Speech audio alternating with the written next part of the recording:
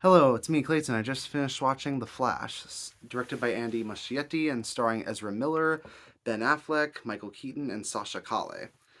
Now, when it comes to The Flash, this is one of those films that's been in development hell for DC for quite a while. Between constant rewrites and director changes, a global pandemic, and a main actor who's constantly in trouble with international controversies, it's very clear to see why this movie took so long to make and why it's only coming out right before DC's about to have its big reboot. But when you look at it all said and done, it's not the best DC movie of the bunch, but I do think it's pure entertainment, and at that, I think it does its job decently well. But let's get to the story, shall we? The story is that Barry Allen, played by Ezra Miller, is trying to go back in time in order to prevent his mother's death, and so he can fix various things that happen in the DCEU.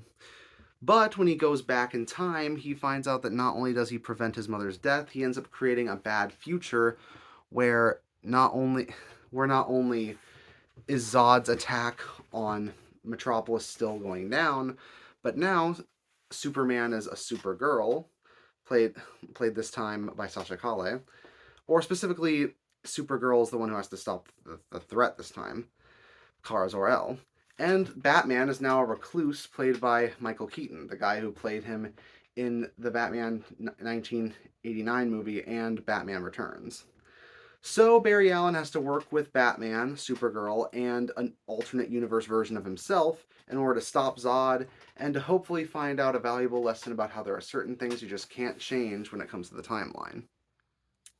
So, 2 weeks after watching Across the Spider Verse, with it also dealing with multiverses and canon events that seemingly can't be changed, it's interesting to see how these two have almost almost diametrically opposed viewpoints on the whole thing.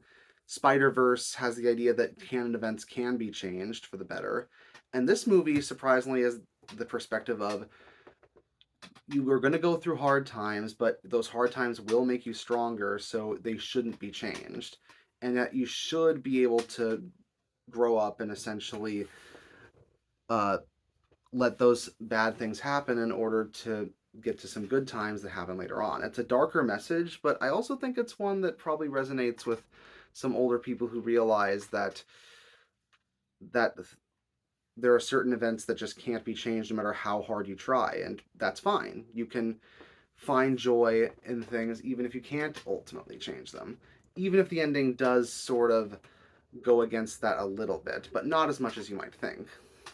On top of that, while Ezra Miller is a horrible person in real life, I do think he makes a decently quirky and fun enough Flash, and the fact that he gets to play off a more obnoxious, younger version of himself kind of feels like the movie is both mocking some of Flash's more annoying scenes in the other films while also genuinely developing his character a little bit.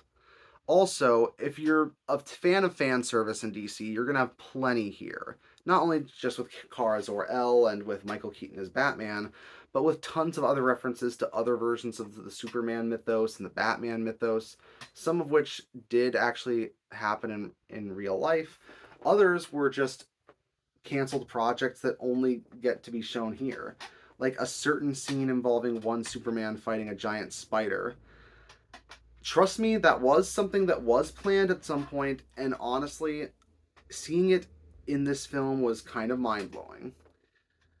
Now, to be fair, there are some flaws with this film. Some of the visual effects really are odd, and some feel like they're kind of unfinished, especially an early action scene involving saving a bunch of infants from a hospital that's about to go down.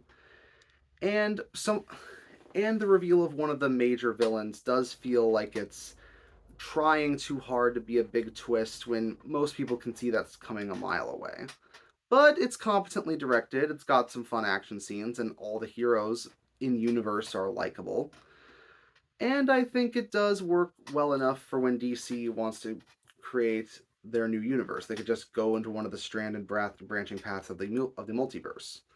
So for what it is, I think The Flash works well enough if you're a DC fan. Just know what you're getting yourself into. That's why I'm going to give it a 7.5 out of 10. See you next time.